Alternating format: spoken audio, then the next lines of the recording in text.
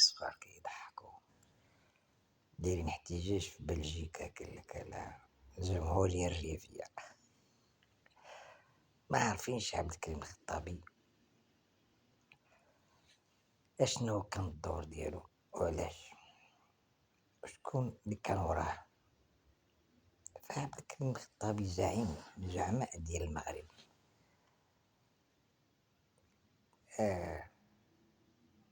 كانت المغرب باش تعرف بأنه كان مستعمر من طرف من اسبانيا مع البرتغال، طرف من فرنسا، كل بلاصة ومحتلينها.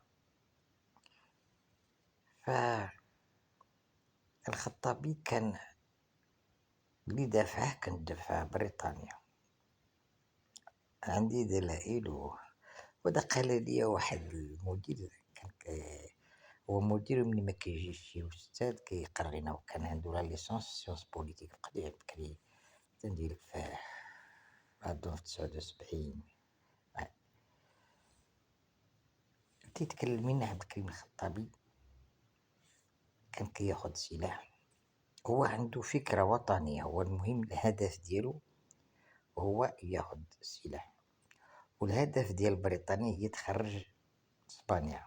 الغرض ديالها هي جبل الطبقال، لأن جبل الطبقال تتبناه شكون هي؟ بريطانيا يقولون. المهم كاين تاريخ، الآخرين خداوها فكرة بأنه بغى يدير جمهورية، لا بغى يخرج اسبانيا باش يبقى تحت اللواء المغربي، أو يكونوا عندهم كلمة واحدة ومتحدين بعيد عن الانقسامات والانفصاليين وبعيد على. والله كون حضر عبد الكريم الخطابي يقول لكم قبحكم الله. هو أول كيجيلو الليلة الوحدة وراه بنته عائشة كان آخر المجي اللي كان غيجي، كان باغي يدير البيعة لمحمد الخامس، ولكن أدى المنية. هذه هي الحقيقة، وراه بقى بنته سولوها، وفعلا تلقى مع هداك اللي جا السمية ديالو تلقى مع واحد زعيم توا كبير، هو كان أستاذ ديال داك الحرب ديال العصابات، كيعرف ليه عبد الكريم الخطاب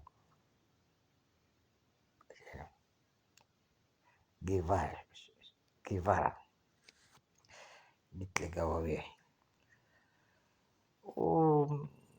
الآخرين باغيين، الآخرين دافعهم بطبيعة الحال، دافع فرنسا اللي دافعهم، ودايرين لهم كارنيات وكات الفخ باش تبقى ديما ضغط على المغرب، وهذا كيتسمو خونة. طب بحال كضغط على المغرب اللي حضناك واللي قراك واللي أمناك.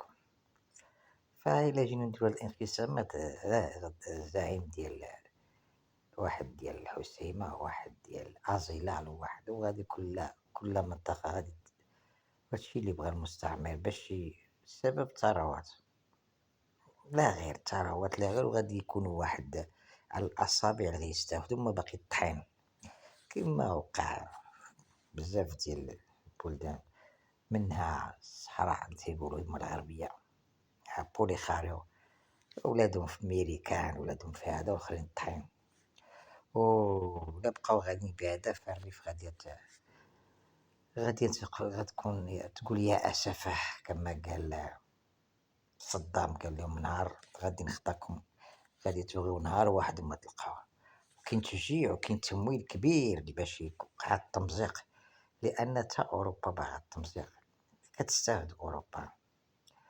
هذا هو، ونتمنى التعقل لا تصيدو، وعاقب المتقين، ويا ندم حيث لا ينفع الندم. الله ينصر سيدنا موحد البلاد وقائد البلاد والصاهر عليه.